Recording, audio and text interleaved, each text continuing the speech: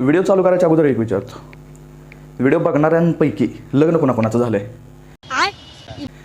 लग्न झालेले बघत असतील तर आभार, आणि ज्यांचं नाही झालं त्यांना अभिनंदन.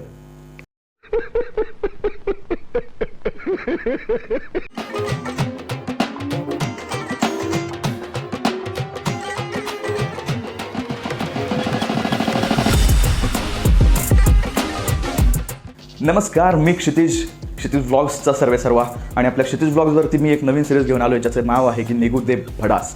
तर निघू दे भडासच्या एका नवीन व्हिडिओमध्ये नवीन दिवशी नवीन वेळेस तुमचं स्वागत आहे. तर चालू करूया आपला विषय. आता बोलायचा मुद्दा असा की आपल्याकडं मुख्यतः लग्नाचे 2 प्रकार पडतात. पहिलं म्हणजे लव्ह मॅरेज, ज्याला मराठीत आपण प्रेमविवाह असं म्हणतो, आणि दुसरं म्हणजे अरेंज मॅरेज, म्हणजेच काहीही. शहराकडं अरेंज मॅरेजची पद्धत जरा बरी आहे. म्हणजे कसं, पहिल्यांदा जेव्हा मुलगा आणि मुलगी भेटते तेव्हा पहिल्यांदा CCDला भेटतात. काय करतात? कॉफी पितात. दुसऱ्या वेळेस भेटतात स्टारबक्सला भेटतात. काय करतात? कॉफी पितात. तिसऱ्या वेळी जरा भेटायचा प्लॅन होतो, पण बजेट प्रॉब्लेम असतो, 2 वेळेला पैसे जास्त गेलेले असतात ना, मग ऑल इन वन कॅफेला भेटतात, पण काय करतात? कॉफीच पितात. पण असं गावाकडं नसतं. गावाकडं असं जास्त वेळा भेटता येत नाही. शक्यतो एकदाच भेटणं होतं. भेटणं म्हणजे बघणं होतं फक्त.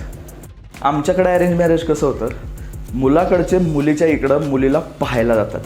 बरं, जाताना असे तसे नाही जात, 4 व्हीलर घेऊन जातात. अरे कहना क्या चाहते हो? 90% पाहुणे पाहायला जाताना 4 व्हीलर घेऊन जातात, आणि त्यातलं पुन्हा एकदा 90% ती गाडी दुसऱ्याच कोणाची तरी असते. मुलीला पाहायला जाताना मुलासोबत काही मंडळी असतात. त्यामध्ये मुख्यतः आईवडील, पाहुणे मंडळी जसे की मामा मामी, मावशी, काका, आजोबा.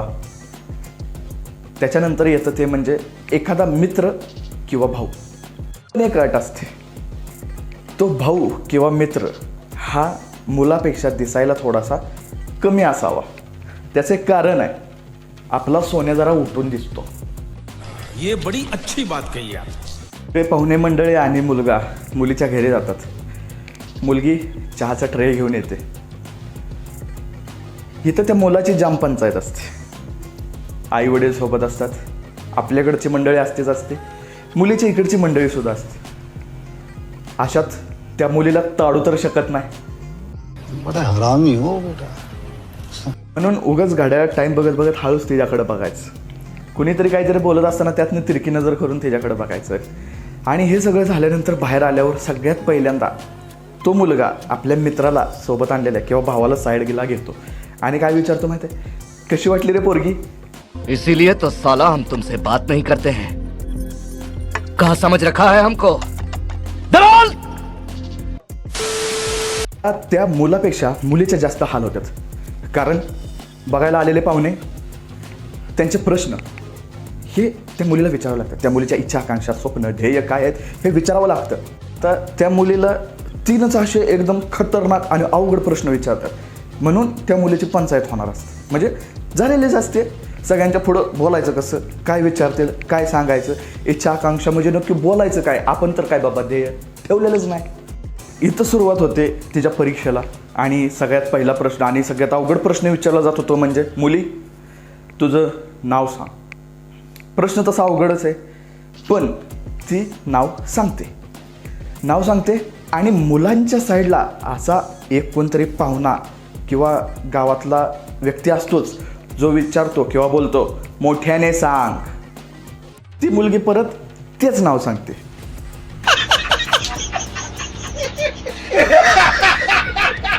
तर दुसरा सगळ्यात अवघड प्रश्न विचारला जातो, मुली तुझं शिक्षण सांग.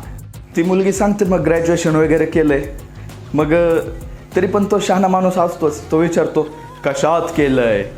मग असंच एकदा विषय काय झालेला की असंच एका शहाण्या माणसानं मुलीला प्रश्न विचारलेला, काय शिक्षण झाले? ती मुलगी म्हणते SSC. मग हा शहाणा माणूस काय म्हणतो माहिती आहे, कशात केलंय? ती मुलगी म्हणते शाळेत केलंय.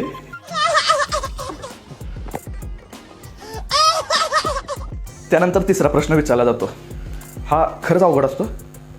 मुली तुला स्वयंपाक येतो का? आणि जसं ती मुलगी ह्या प्रश्नाचं उत्तर हो येतो असं देते तेव्हा मुलगी पाहण्याचा कार्यक्रम संपला. काही जण दिवाळीला गावाला जातील, लय जणांचे बघण्याचे कार्यक्रम होतील भरपूर. असंच ह्या पिंट्याचं पण झालं होतं. म्हणजे बघण्याचा कार्यक्रम झाला, घरी वगैरे गेले, मग घरच्यांनी विचारलं कशी वाटली पोरगी, आवडली का नाही, तुझं हो की नाही ते सांग. डायरेक्ट मुद्द्याला हात. पण विषय असा, मगाशी बोललो ते, आता काही जण दिवाळीला वगैरे घरी जातील, सणवाराला घरी जातील, तर त्या पोरांचा बघण्याचा कार्यक्रम होईल. पण त्यांनी एकच गोष्ट करायची की घरी आल्यावर जर विचारलं की पोरगी पसंत आहे का, होय का नाही, हे रिटर्न कामावर आल्यावर किंवा माघारी आल्यावरच सांगा.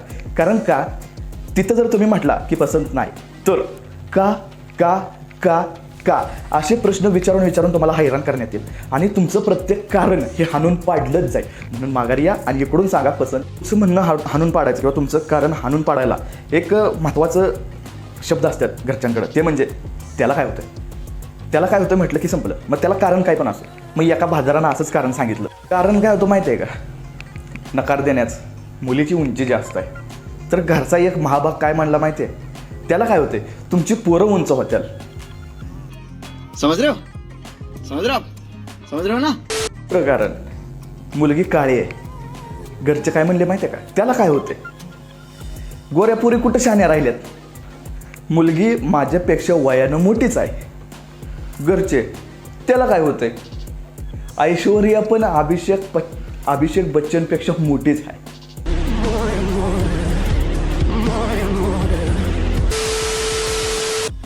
कारण मुलगी जॉब करत नाही, घरचे त्याला काय होते, तुझा हातपाय काय मोडल्यात काय काम करायला, मुलगी दिसायला खराब आहे, घरचे त्याला काय होते, तुझं तोंड बघितलंय का आरशात, काळ तोंड आहे, यार ये बंगार की शक्ल के बुरा लगता है भाई, आप लोग भी जानते हो. हा अरेंज मॅरेजचा एक मोठा फायदा आहे. म्हणजे ज्या पोरांनी कधी कुठली पोरगी पटवलेली नसते आणि जी पोरगी कुणालाच पटलेली नसते अशांचे पण लग्न होऊन जातात. आणि ह्या अरेंज मॅरेज पद्धतीमुळं का नाही की काही बेरोजगारांना रोजगार मिळाला आहे. म्हणजे एखाद्याच्या घरात लग्नाची मुलगी आहे आणि एखाद्याच्या घरात लग्नाचा मुलगा आहे, तर ह्यांच्यात मध्यस्थी करण्याचा रोजगार ह्या काही लोकांना मिळून गेलेला आहे. मुलगी कशी आहे, तो मुलगा कसा आहे, तो मुलगा खरंच मुलगाच आहे का, सॉरी ह्याच्याचे त्या मध्यस्थींना काही घेणं देणं नसतं. त्याच्याबरोबर बसून जरा विचार करा आणि अरेंज मॅरेज का लव्ह मॅरेज हे डिसाईड करा. लव्ह मॅरेज असेल तर एखादी चप्पल पडेल पण घरचे लावून देतील. पण जर अरेंज मॅरेज केलं तर भोगायला मात्र तयार राहावं. निघू दे भाडास, येतो.